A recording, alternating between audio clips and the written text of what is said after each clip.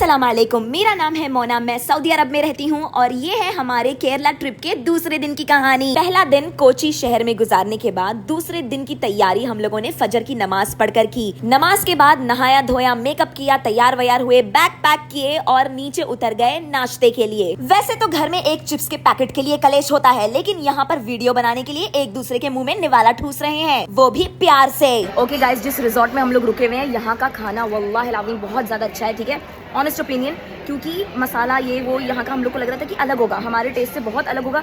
नहीं, बहुत ज्यादा अच्छा है। क्या खदीजा, शेफ भैया को बुलाई जाए। क्यों, क्या उनका डोसा खराब लगा तुमको? बहुत ही अच्छा लगा, इतना अच्छा कि मैं खाते ही जा रही हूँ। देखो, हम लोगों ने पहले 3 डोसे मंगाए, फिर 3 डोसे मंगाए। वहाँ पे शेफ भैया है, वहाँ पे शेफ भैया काम कर रहे हैं। हम लोग शेफ भैया से मिलने वाले हैं, थैंक यू बोलेंगे। ऑनलाइन ये सस्ता टोपी वाला छाता मंगाकर बारिश में सफर करने के लिए हम तैयार हो गए हैं। सारे सूटकेस हमारी ट्रिप की वैन में रखने के बाद हम निकल चुके हैं मुन्नार की तरफ। मुन्नार एक मलयालम वर्ड है जिसका मतलब है 3 नदियाँ। अगर गाड़ी बिना रुके चले तो 3.5 घंटे का रास्ता है कोची शहर से मुन्नार शहर तक। लेकिन हम तो टूरिस्ट हैं, तो हम तो घूमेंगे फिरेंगे, गाड़ी रोक रोक कर हर नजारा देखेंगे। क्या देख लिया ये?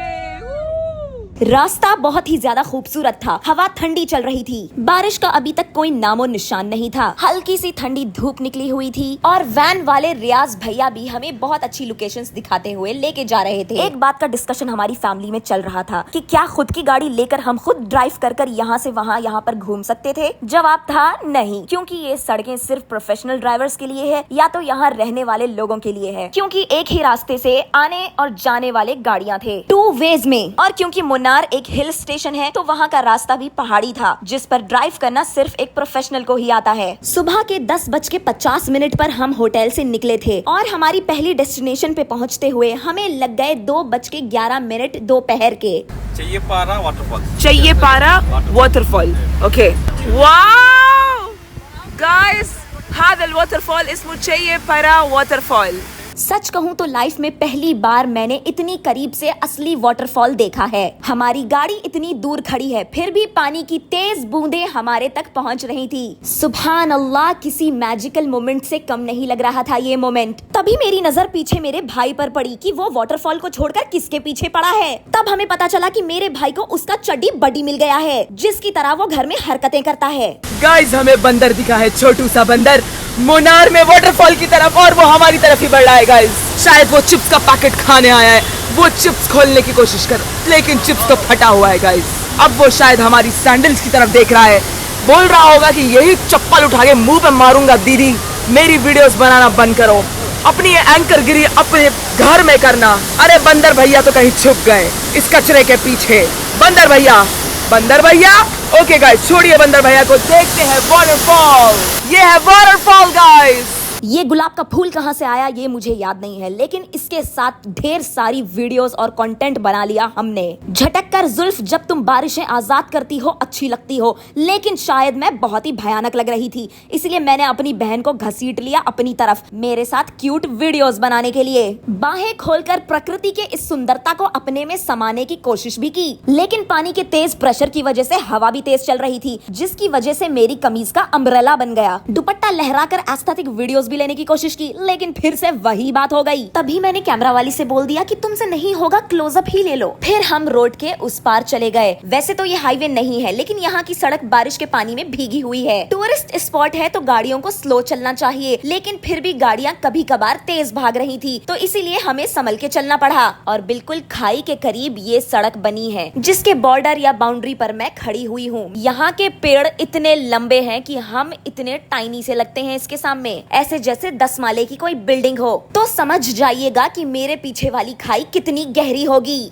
बंदर भैया आ गए हैं मेरी बहन से मिलने के लिए। शायद उसे भी पता चल गया कि इस फैमिली में सिर्फ यही एक होशियार सुंदरिया है जो भोजन लेकर आई है, भले ही वो बनाना की जगह एक पत्ता क्यों ना हो। अरे ले लिया। मेरी बहन भाग कर आ गई क्योंकि उसने उस पर चिल्लाया था और बंदर ने मुंह बना लिया था। गाइस, बंदर भैया खाने लगे हैं बनाना की जगह सब्जी, क्योंकि ये है केरला और केरला में हर चीज है हरी हरी। वेजिटेरियन मंकी है ये, वेजिटेरियन। वाओ, कितना अच्छे से खा रहे हैं, मजे से। तो यहाँ का गुंडा हो, इसलिए मैं उसको जब दीव ने कहा कि हाथ में ऐसा देर फेंक रहे, गुंडे बंदर को मनाने के लिए मेरी बहन उसको छतरी भी ऑफर करने गई थी ताकि वो इस बारिश से बच जाए, लेकिन बंदर ने उसे फिर से हूल दिखा दी। गोविंदा के राजा बाबू फिल्म नंदू सबका बंधु की तरह मैं भी लेकर चली गई छतरी उसके पास, लेकिन बंदर भैया ने उसे भी एक्सेप्ट नहीं किया। फिर मैंने सोचा हटाओ यार, अपने फोटोशूट पर कंसंट्रेट करते हैं। लेकिन मेरे सोलो शूट में मेरी बहन भी आ गई, ये कहकर कि मुझे भी तस्वीर खिंचवानी है। रोड के इस पार आकर वीडियो बनाना खतरों के खिलाड़ी से कम नहीं था। तंग सी रोड पर गाड़ियां जो गुजर रही थी। बस फिर हमने हल्की सी बारिश में एक ही छाते के नीचे बहुत ज्यादा खुश होने की एक्टिंग करी। मेरी बहन आमना जो इस हरे माहौल में हरे कपड़े पहन कर आई थी, अपनी अकेले की शूट करवानी थी एस्थेटिक वीडियोस बनाने के लिए, तो उसने हम सबको लात मारकर फ्रेम से बाहर हकाल दिया और खुद जाकर इस मुंडेर पर बैठ गई। इस वक्त मैं काफी ज्यादा सोच रही थी कि अगर इसे धक्का देकर इस खाई में ढकेल दिया जाए तो जायदाद का बंटवारा कम होगा, लेकिन फिर याद आया कि हमारे अम्मी अब्बा के पास तो जायदाद ही नहीं है। तभी हमारा बदला बंदर भैया ने ले लिया।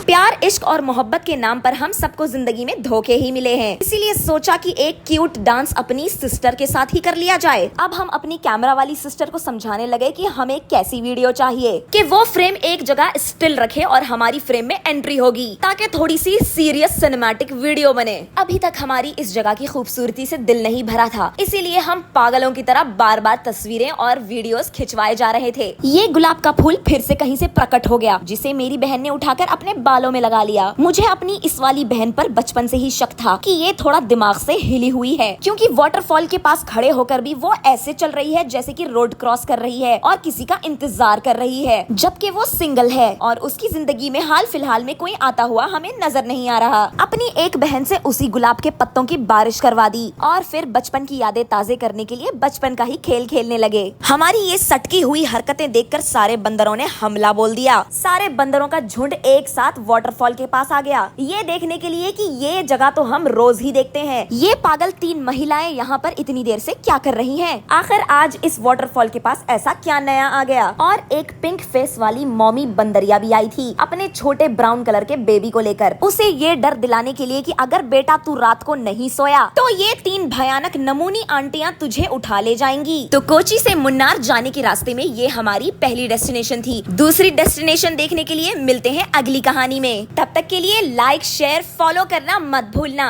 मास्सलामा।